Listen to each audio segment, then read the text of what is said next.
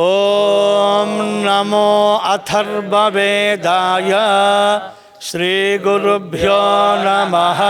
हरिः ओम।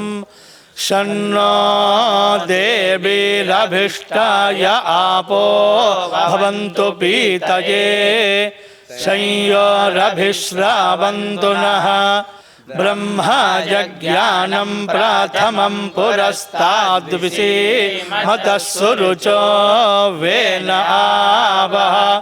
सबुध्निया उपमा अस्य विष्ठ सतश्च योनिमसतश्च विवाह।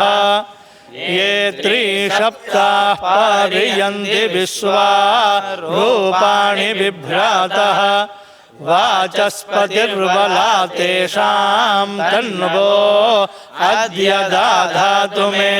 पुनरेहि वाचस्पते देवेन मनसा सह वसोऽस्पते निरामय मय्येवास्तु मयि श्रुतम्।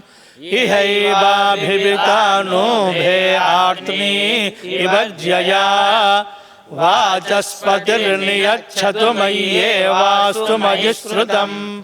उपाहूतो वाचस्पतिरुपास्मान् वाचस्पतिर्भयताम्।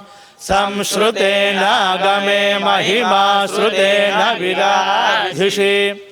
स्तुता मया वरदा वेदमाता प्रचोदयन्तां पावमानि द्विजानाम्। आयुः प्राणं प्रजां पशुं कीर्तिं रवीणं ब्रह्मवर्चसं। मह्यं दत्त्वा व्राजत ब्रह्मलोकम्। हरिः ओम्।